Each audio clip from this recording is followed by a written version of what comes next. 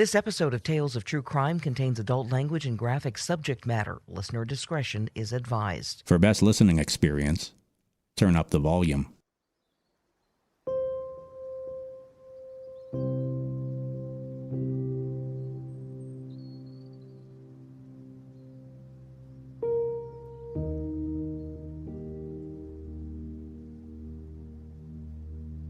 With the Industrial Revolution, people flocked to cities in search of industrial jobs. In factories, on assembly lines, in power plants. The promise of good pay and a steady job lured millions, but the influx of city dwellers brought problems. Crime, pollution, crowding, and illness, to name a few. But with ever-increasing access to the automobile post-World War II, we could commute to work, and living in the city was not necessary anymore. We began to move to the suburbs with comparatively clean air, low crime, and the personal space we craved: yards, parks, and good schools for our kids. On the surface, the attitude seemed to be, we're moving to the burbs because things there are as they should be. Yards are green, picket fences are white. Our gardens are productive, and our kids are safe. Suburbia was considered a haven, the kind of place Steven Spielberg has made a career of depicting. To this day, if I happen to see E.T. or Poltergeist or Close Encounters as I'm channel hunting, I stop to watch, at least for a little bit, and smile. The scenes of Elliot and his siblings having a late-night pizza party in their middle-class neighborhood, or kids in a cul-de-sac in Cuesta Verde, California, using a remote control car to have some fun with a neighbor carrying a six-pack of beer on his kid's bike. There's an earnest truth to the way the suburbs are depicted. Spielberg can make you yearn for it, that childhood, that life. In the suburbs, if we fear anything, it's outsiders, others. Someone who might come into our peaceful neighborhood with nefarious plans and menacing intent. These people who live here with us, they're not to be feared. My neighbor in this place some would describe as Pleasantville would never harm me. It's strangers we're afraid of. Unfortunately, even in the suburbs, our neighbors are sometimes strangers. And the horror we dread is often just beneath the surface, waiting to be exposed. Like a cemetery where they moved the headstones, but not the bodies. On more than one occasion, Westfield, New Jersey has been just such a place.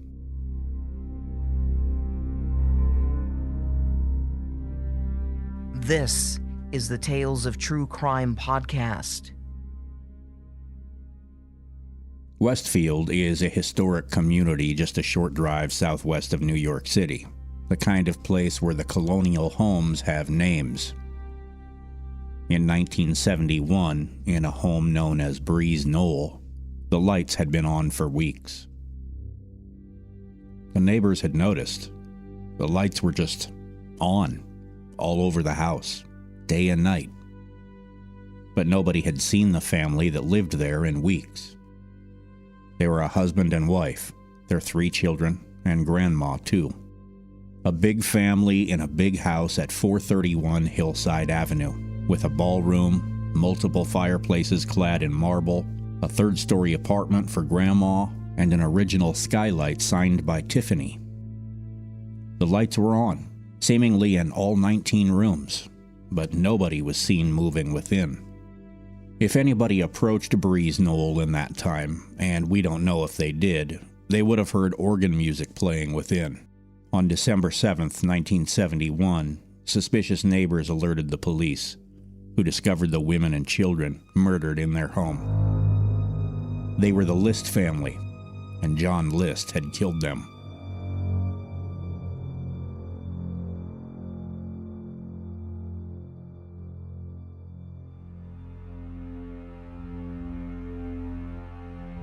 John List was a devout Lutheran, active in his church, a veteran, an accountant by trade.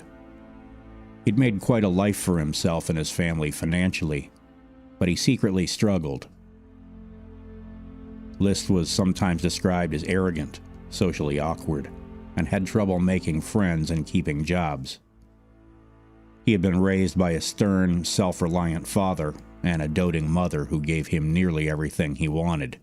When his girlfriend, Helen, told him she was pregnant, he did what was considered the right thing in those days and married her. After the wedding, she revealed she had not been pregnant after all. Did John List feel misled? According to at least one published account, he did. Soon after, Helen really was pregnant, and the family bought the huge Breeze Knoll estate in a posh Westfield neighborhood. List was by that time the vice president at a local bank, but he didn't really have the resources for such a sprawling estate, so his mother Alma loaned him the money and moved into the attic apartment. Things were good for a time, but in 1971, John List lost his job. Nevertheless, he got up every day, dressed for work, and left the house, his family none the wiser. Where did he go? The bus station. He would sit all day, read the newspaper, then return home as if he had been at work all day. Some have said it was because his father had instilled a sense of self-reliance in him and he feared the shame of admitting he was unemployed and that the family might soon have to accept government assistance. Others have said he desperately wanted to run away, just disappear, but the bus station was as far as he could bring himself to go. Whatever the reason, he was digging himself a hole he would not be able to climb out of. He had been skimming money out of his mother's bank accounts. His home was approaching foreclosure, and the deception could not be maintained forever. On a November morning in 1971, he saw his children off to school like any normal day. And when they were gone, he approached Helen List from behind and shot her in the back of the head while she ate toast at the kitchen table. List then went to his mother's attic apartment. "What was that noise?" she asked. He kissed her, like Judas, he would later say, and shot her too. Downstairs, List went to work cleaning up Helen's blood, so when the children arrived home from school, they wouldn't suspect what was going on. He spent the rest of the morning preparing for his getaway. He went to the bank and cashed in his mother's savings bonds, visited the post office and put a hold on the mail, canceled their newspaper deliveries, then returned home, wrote a handful of letters, and made phone calls to the children's schools and their carpool driver. He said they would be going to North Carolina for vacation, and that the children would be out of school for several weeks. He ate lunch at the same table where he killed his wife, and waited for the time to arrive when he would kill his children. One by one, he shot each of them and laid them on sleeping bags next to their dead mother in the ballroom. With his family dead, John List sat down and wrote one more letter to his church pastor and explained his reasoning for murdering his family. He rationalized his own evil acts. He believed the 1970s were going to be a dark decade, and that his family was losing their commitment to the church. His eldest daughter wanted to be an actress. His wife was reportedly an alcoholic and suffered from mental illness. He said he believed his only option was to ensure their salvation and entrance into heaven by killing them. He couldn't kill himself, however, because then he wouldn't get into heaven. John List went to bed, slept in the same house where his family lay dead on the floor in the ballroom. The expression, "how do you sleep at night?" comes to mind. Most of us have experienced a fitful night's sleep because we had an argument with a family member or watched a scary movie before bed, but it's hard to imagine the nightmares that would come from murdering your entire family in cold blood, and then attempting to sleep in the same home where their bodies lay. Perhaps it's a sign of John List's deviant nature that he slept just fine. And when he rose in the morning, he set a record player to blast music through the home's intercom system on a repeating loop, meticulously cut his face from every family photo in the house, and vanished.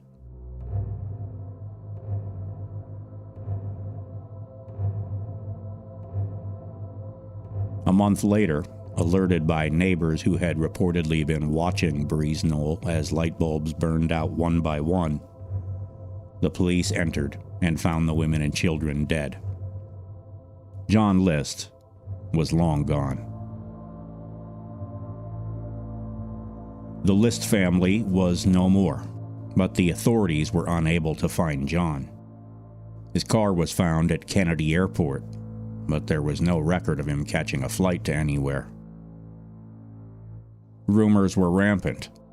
A couple weeks after List fled Westfield, before the police had even discovered his crime, a person now known as D.B. Cooper hijacked a plane in Washington state, and the description of his physical appearance was so similar to John List that people believed they might be one and the same. As the news spread, people reported sightings of List all over the country, but none of the tips panned out. He was not D.B. Cooper. Less than a year later, the vacant Breeze Knoll Manor burned in a fire of suspicious origin, and the scene of the crime vanished almost as quickly as the man. For 18 years, nobody knew where John List was, or even if he was still alive.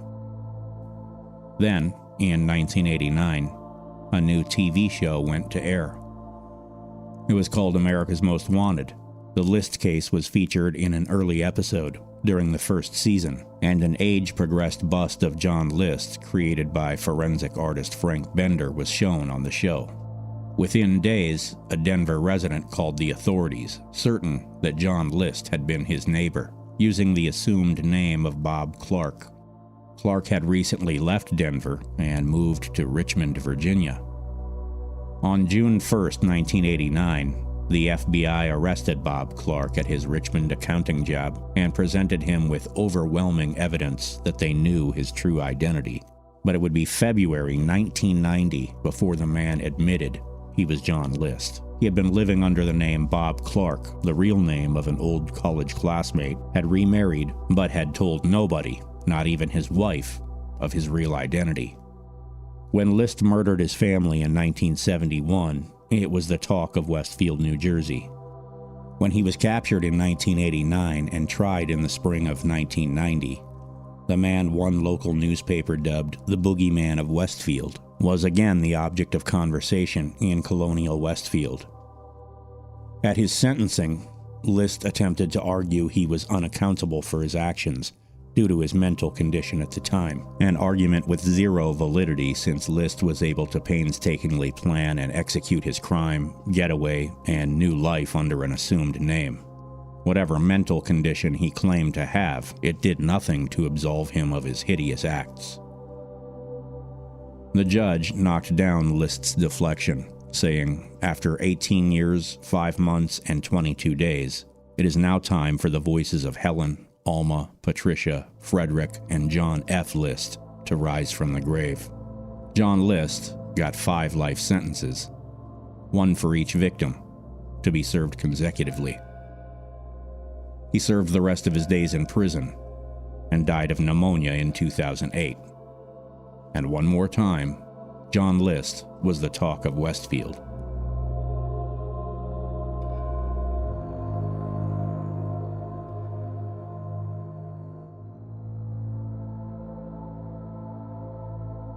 Just 6 years later, in 2014, the Broaddus family bought the house at 657 Boulevard, a 1905 Dutch colonial on an extra-large lot, less than 2 miles from where the List family home once stood.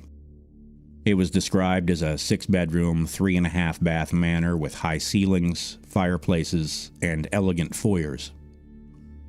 To say it was a home with a lot of history would be an understatement. William H. Davies, mayor of Westfield in the 1930s, lived in the house, and residents of 657 Boulevard populated the society pages with regularity over the years. The subsequent owners, the Dillard Bird family, were once prominently featured in the Bridgewater Courier News as they departed for a trip to Bermuda aboard the Queen of Bermuda cruise ship in the 1950s.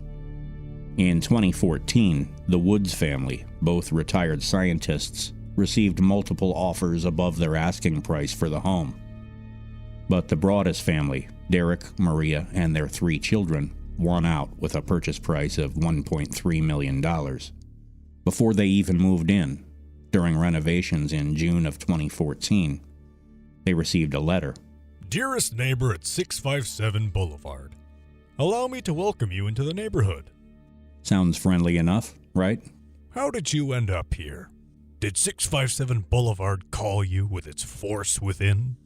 657 Boulevard has been the subject of my family for decades now, and as it approaches its 110th birthday, I have been put in charge of watching and waiting for its second coming. My grandfather watched this house in the 1920s, and my father watched it in the 1960s. It is now my time. Do you know the history of this house? Do you know what lies within the walls of 657 Boulevard? Why are you here? I will find out. It might have started friendly, but it sure took an odd turn. I see you have flooded 657 Boulevard with contractors so you can destroy the house as it was supposed to be. Bad move. You don't want to make 657 Boulevard unhappy. You have children. I've seen them. So far, I think there are 3 that I've counted. It goes without saying, when someone claims to have been observing your children, it's gonna raise alarm. Do you need to fill the house with the young blood I requested? Better for me. Was your old house too small for your growing family? Or was it greed to bring me your children? Once I know their names, I will call them and draw them to me. Who am I? There are hundreds and hundreds of cars that drive by 657 Boulevard each day. Maybe I'm in one. Look at all the windows you can see from 657 Boulevard. Maybe I'm in one. Look out any of the many windows in 657 Boulevard at all the people who stroll by each day. Welcome, my friends. Welcome. And let the party begin. The letter was signed, The Watcher. The envelope had no return address. Derek Broaddus immediately called the police, who didn't know what to make of the letter. They asked if Derek had made any enemies, but there were no obvious suspects. That night, they sent an email to the previous owners, John and Andrea Woods, and they confirmed they too had received a letter from the Watcher a few weeks before they moved out. They said their letter also mentioned someone who had watched the house for generations, but they just found it odd and threw it away without another thought. The Woods said it was the only time in their 23 years in the house they had ever heard from the Watcher. The Watcher had clearly been close enough to see what was going on at the Broaddus house, and had been watching closely enough that, even though they did not yet live there, he could see them whenever they were there. The Woods accompanied Maria to the police station, where detectives told Maria not to mention the letter to any of her soon-to-be new neighbors. Over the ensuing weeks, the Broadduses continued their modest renovations on the house while keeping their heads on a swivel. And 2 weeks later, when Maria stopped by the house to check the mail and approve paint colors, there was a card in the mail. She recognized the lettering on the envelope and immediately called police. Welcome again to your new home at 657 Boulevard. The workers here have been busy, and I've been watching you unload carfuls of your personal belongings. The dumpster's a nice touch. Have they found what's in the walls yet? In time they will. I'm pleased to know your names now, and the names of the young blood you've brought to me. You certainly say their names often. It seemed not only was the Watcher close enough to see the Broaddus family, but he could hear them. as detailed by Reeves Weedman in a story for New York Magazine's The Cut. As the renovations progressed, the kids had spent time playing in the backyard, and Maria had called to them by name on a number of occasions. Derek and Maria soon came to believe that the watcher had been within earshot, learned the children's names, and even their birth order. One of the Broaddus daughters had spent some time painting on an easel on the porch, and the watcher inquired about her specifically. Is she the artist in the family? If you're a parent, you can imagine how Maria Broaddus must have felt. Her young daughter, who had been painting alone on the porch, was under observation. The Broadduses would later note the porch where their daughter had been painting could not be seen from the street due to a railing and some tall shrubbery. They theorized that the only people who could have seen her were neighbors with the right angle to view the porch, and that severely limited the scope of suspects. The letter continued. 657 Boulevard is anxious for you to move in. It has been years and years since the young blood ruled the hallways of the house. Have you found all the secrets it holds yet? Will the young blood play in the basement? Or are they too afraid to go down there alone? I would be very afraid if I were them. It is very far away from the rest of the house. If you were upstairs, you would never hear them scream. Will they sleep in the attic? Or will you all sleep on the second floor? Who has the bedrooms facing the street? I'll know as soon as you move in. It will help me to know who is in which bedroom. Then I can plan better. All of the windows and doors in 657 Boulevard allow me to watch you and track you as you move through the house. Who am I? I am the Watcher, and have been in control of 657 Boulevard for the better part of 2 decades now. The Woods family turned it over to you. It was their time to move on, and they kindly sold it when I asked them to. I pass by many times a day. 657 Boulevard is my job, my life, my obsession. And now you are too, Broaddus family. Welcome to the product of your greed. Greed is what brought the past 3 families to 657 Boulevard, and now it has brought you to me. Have a happy moving in day. You know I'll be watching. Understandably, the Broadduses interpreted the letters as threats and began to wonder whether they could actually move in. Many of us would be tempted to say, I would never let some malcontent scare me out of my new home with a letter, but you have to consider the Broadduses' situation. What's the point of moving into a big new house if you don't feel safe letting your kids play in the yard? With few options, they involved the police, and even hired private investigators to determine who was writing the letters. As their renovations wrapped up, just as they should have been moving into their new home, they began spending less time there. Then came a third letter. Where have you gone to? 657 Boulevard is missing you. After a contractor's yard sign was ripped from the ground overnight, Derek Broaddus took the Watcher's advice literally. Look at all the windows you can see from 657 Boulevard. Maybe I'm in one. He spent the night inside the home at 657 Boulevard, with the lights out, peering out the windows with binoculars, scanning the neighborhood and the surrounding home's windows, looking for someone who might be watching.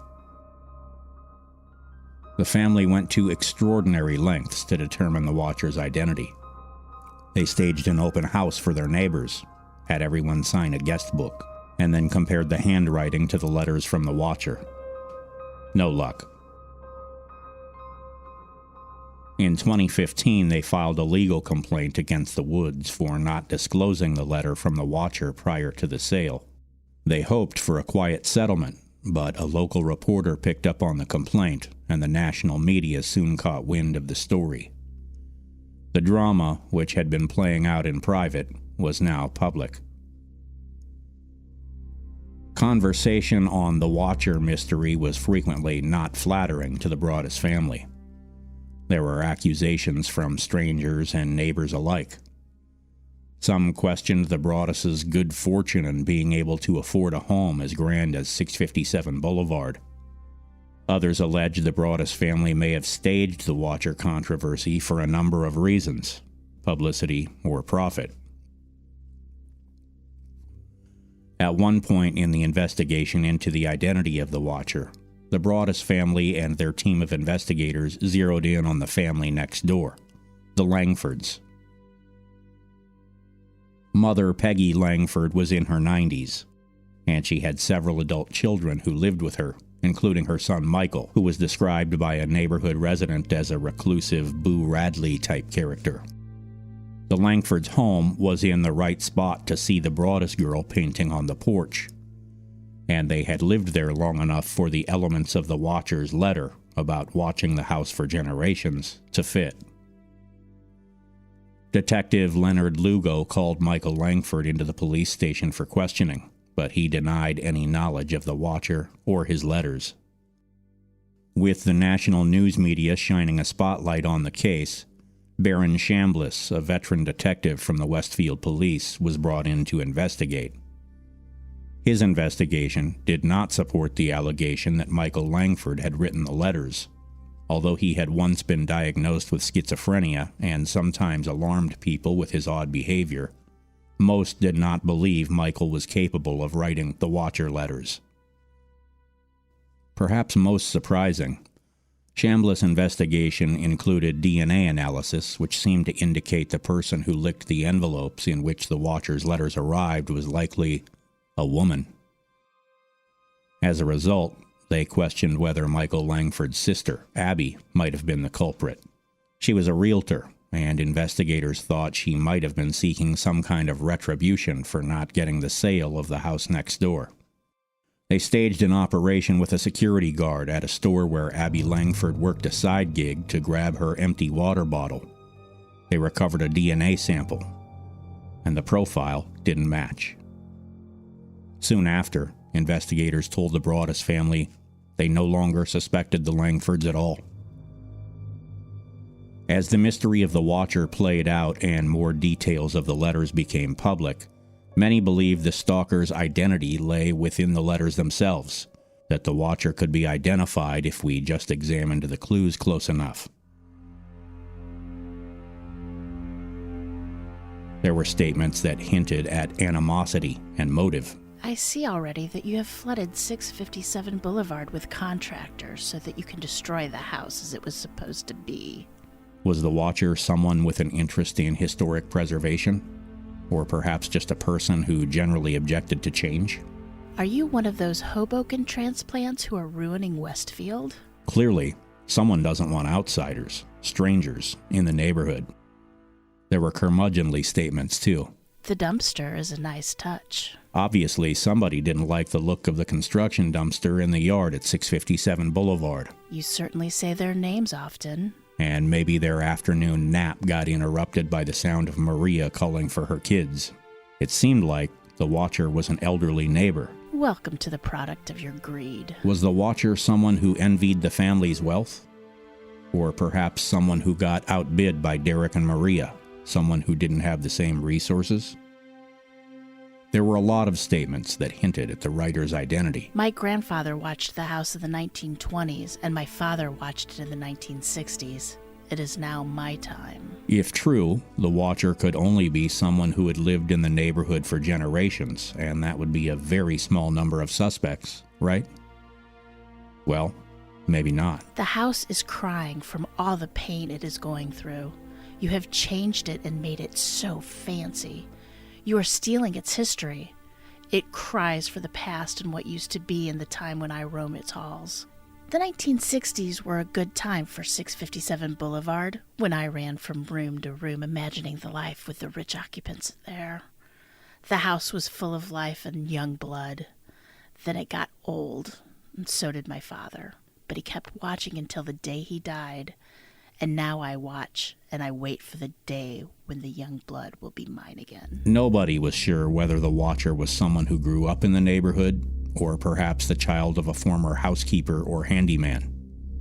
Whomever it was, the letters seemed to indicate the watcher had spent time inside 657 Boulevard. Other theorized suspects included a female neighbor from the block who said it'll be nice to have some young blood in the neighborhood during a tour of the renovations. A young male neighbor on the block who, according to his girlfriend, played dark video games as a character called the Watcher.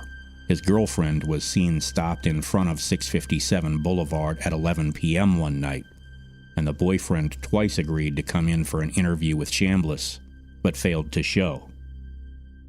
A backyard neighbor who was seen sitting in a lawn chair facing the Broaddus house, watching. An unknown potential buyer who got outbid by the Broaddus family. 2 child sex offenders who lived in the neighborhood.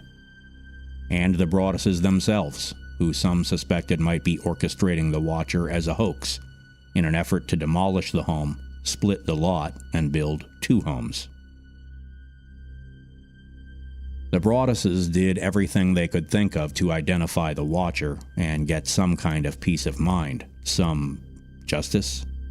The question comes to mind, what exactly is the crime? If the police staged an investigation, there must have been some illegal act, right? I'm not schooled in New Jersey's criminal code, but most places have laws that govern the kind of conduct the Watcher engaged in. Maybe criminal mischief, creating a public nuisance, or disorderly conduct. The potential charges for the Watcher would not be serious, quite likely misdemeanors. But make no mistake, Derek and Maria Broaddus considered many of the Watcher's statements outright threats to their children. Do you need to fill the house with the young blood I requested? Better for me. Once I know their names, I will call to them and draw them to me. Anytime someone refers to your children as young blood, any parent considers it a threat, if thinly veiled, right? It would help me to know who is in which bedroom. Then I can plan better. That sounds like someone has a plan to infiltrate the house. Will the young blood play in the basement? Or are they too afraid to go down there alone? I would be very afraid if I were them. Why would a stranger imply that children should be afraid of playing in the basement? Again, the statement could be construed as a threat. Years passed, and, with no suspects identified, the police investigation slowed to a crawl. The Watcher's letters stopped coming, and the Broaddus family bought a different home elsewhere in Westfield. They put 657 Boulevard up for sale, but never received what they considered a fair offer. Everybody who inquired about the house seemed to think they could get a discount due to the negative publicity surrounding the house. Eventually, Derek and Maria put the house up for rent at a monthly rate that didn't even cover the mortgage payment. 2.5 years after the Watcher's first letter, with a renter occupying the house, another letter suddenly arrived, the most menacing yet.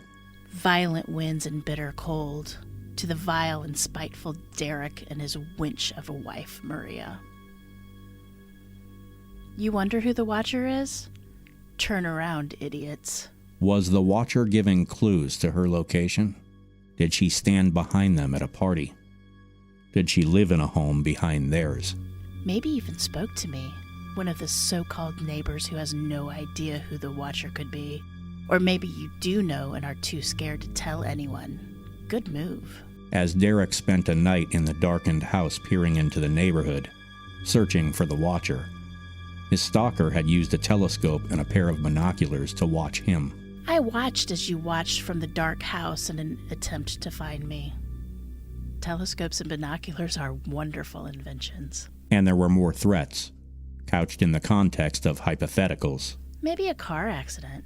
Maybe a fire. Maybe something as simple as a mild illness that never seems to go away, day after day after day after day after day. Maybe the mysterious death of a pet. Loved ones suddenly die. Planes and cars and bicycles crash. Bones break. Despite the Broaddus' choice to move into another home and abandon their hopes to inhabit their dream home at 657 Boulevard, the Watcher still taunted them with menacing letters. After years on the market in 2019, they succeeded in selling 657 Boulevard at a $400,000 loss. The watcher has never been identified.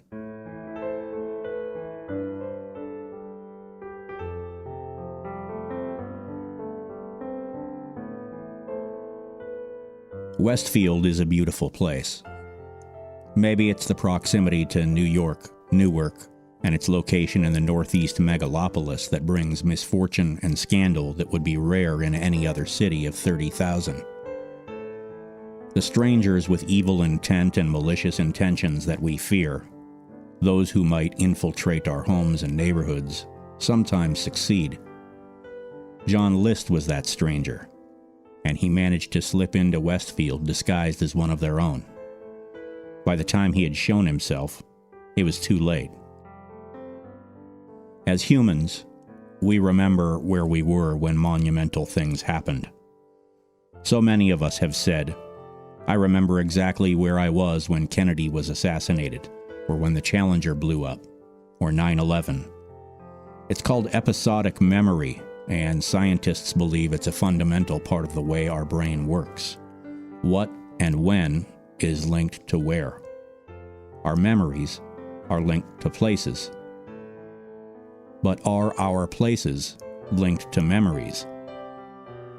When the Broaddus family bought 657 Boulevard, someone took offense for reasons we can't know. It could have been any or all of the reasons we've just discussed. Could it also have been a misguided judgment? If the watcher grew up in Westfield over the generations he or she described, the crimes of John List would surely be a vivid memory. Perhaps a bias about outsiders grew for decades, and something the Broaddus family did triggered a malicious campaign from a neighbor in an effort to drive the strangers out. Send the outsiders back to where they came from. It makes little sense when you consider the Broaddus family already lived in Westfield. They had two more modest homes prior to buying 657 Boulevard, and both of them were in Westfield. Maria Broaddus grew up in Westfield, just as the watcher claimed he or she had. They were not outsiders. So, we're left with no sensible conclusion other than to believe that, whatever grievance the watcher harbored, he or she acted out the worst case of projection in recent Westfield memory, insisting the Broaddus family were others, strangers with malicious intent, when the real enemy was within. The watcher needs to take a look in the mirror. Tales of True Crime is written and produced by Troy Larson for Midwest Radio of Fargo-Moorhead. If you enjoy Tales of True Crime, please review and subscribe on Apple Podcasts, Spotify, or wherever you get your podcasts. For Tales of True Crime on video, follow Midwest Radio of Fargo-Moorhead on YouTube, and don't forget to subscribe. For transcripts, sources, credits, and some occasional cat pictures, follow me on Twitter at TrueCrimeTroy. I occasionally do some giveaways there too, so hit that button and follow me right now. Voices of the Watcher by John B.C. and Jen of the Our True Crime podcast. Image voice by Bonnie Amistadi. Music by Kevin MacLeod in Compotech.com. Creative Commons license via filmmusic.io. Feature photo by Two Dreamers via Pexels.com.